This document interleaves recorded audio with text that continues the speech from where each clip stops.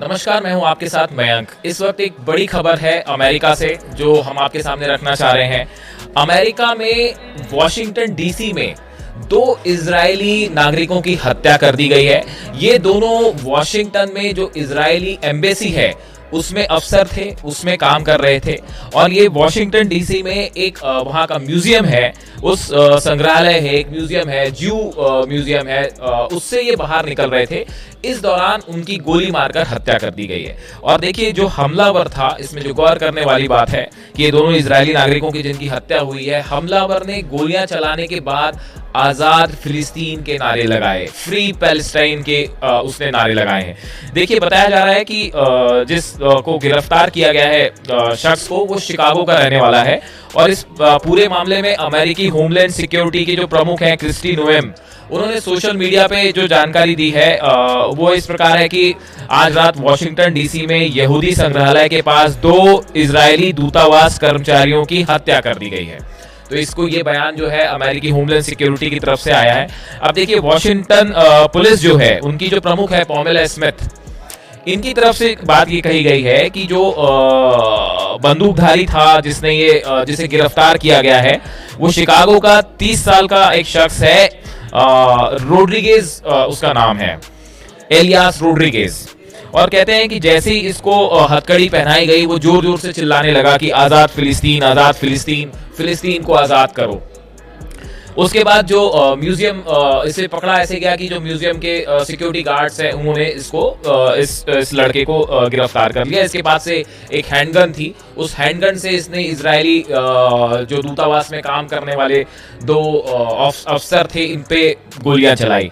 देखिए, ये पूरी घटना इस तरह से होती है कि जो ज्यूज म्यूजियम है, इससे शाम के समय 2 अफसर जो कि काम करते थे, एक मेल एक फीमेल, जो इजरायली एम्बेसी में काम करते थे, वो इस म्यूजियम से बाहर निकल रहे थे।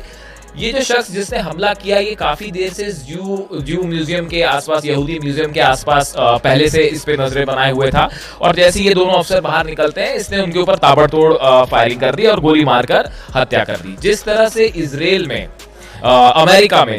अमेरिका में इजराइल के 2 नागरिकों की सरेआम जो हत्या की गई है, इससे पूरे अमेरिका में सनसनी है। इससे पूरा इजराइल जो है वो शॉक मोड में है। देखिए, इस घटना के बाद डोनाल्ड ट्रंप की तरफ से बयान आया कि ये भयानक हत्याएं हैं जो स्पष्ट रूप से यहूदी विरोधी भावना पर आधारित है, ये अब समाप्त होनी चाहिए। देखिए, अब सवाल ये है कि जिस तरह से अमेरिका में इजराइल के 2 नागरिकों की हत्या होती है, उनको जिस तरह से गोली मारी गई, इसने कई सवाल खड़े कर दिए हैं।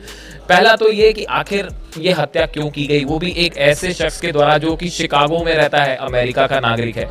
देखिए, कुछ एक्सपर्ट्स का मानना है कि फिलिस्तीन में इस समय गजा में जो कुछ हो रहा है, जिस तरह से इजरायली सेना अटैक कर रही है गजा में, और गजा में जो है लोग बड़े बुरे हाल में हैं, उसको लेकर एक वर्ल्ड वाइड गुस्सा देखने को मिल रहा है। ऐसा कुछ एक्सपर्ट्स बताते हैं कि इसको लेके एक जबरदस्त गुस्सा है जो कि युवाओं में है, और ये अमेरिका में भी है। अमेरिका में भी फिलिस्तीन के समर्थन में बहुत सारे लोग सामने आए हैं। और शायद बताया जाता है, ऐसा अंदेशा है कि ये जो लड़का था जिसने गोलियां चलाई, ये भी फिलिस्तीन को लेके में जो कुछ गजा में हो रहा है उसको लेकर शायद गुस्सा था बहुत ज्यादा, और इस वजह से इसने ये हमले किए हैं। पुलिस ने इसे गिरफ्तार कर लिया है, इससे पूछताछ हो रही है, डिटेल जानने की कोशिश हो रही है कि क्या इसका हमास से या किसी और संगठन से कोई संबंध था, या इसने खुद गजा में जो कुछ हो रहा है उससे परेशान होकर ये हमला किया है। ये अभी अंडर इन्वेस्टिगेशन है, जो कि शायद बात धीरे से बाहर आए। लेकिन ये भी कहा जा रहा है कि ये एक प्रकार से मोसाद का बहुत बड़ा फेलियर है। देखिए, अमेरिका में इजरायली नागरिकों की हत्या होना अपने आप में बहुत बड़ी बात है। इसके पहले देखिए, जर्मनी में इस तरह की घटना हुई थी जब ओलंपिक्स हो रहे थे 1972 में, जर्मनी के म्यूनिख में। उस समय 11 प्लेयर्स ऐसे थे इजरायली जिनकी हत्या कर दी गई थी। बाद में मोसाद ने एक बड़ा ऑपरेशन चलाया था जिसे ऑपरेशन रैथ ऑफ गॉड नाम दिया गया, और फिर मोसाद ने जो आरोपी थे उनको मरवा दिया। लेकिन देखिए, ये बताया जा रहा है कि जिस तरह से ये अमेरिका में इजरायली नागरिकों की हत्या हुई है, ये मोसाद का एक बड़ा फेलियर है, और वो इस चीज को पहले से भांपने में नाकाम रही। अब इस पूरी घटना के बाद अमेरिका में जितने इजरायली हैं, इनको लेकर एक अलर्ट जारी किया गया है, इनकी जो है सुरक्षा को लेकर एक अलर्ट जारी कर दिया गया है कि आप आगे सावधान रहें। और दूसरी तरफ जिस तरह से ये हत्या की गई है, इसके बाद ये भी जांच हो रही है कि आखिर ये जो शख्स था इसने ये हत्याओं को क्यों अंजाम दिया। क्या ये इसने खुद प्रभावित होके ये हत्या की है या फिर वो किसी संगठन से जुड़ा है, इसकी जांच होगी, कुछ दिन में सामने आएगा।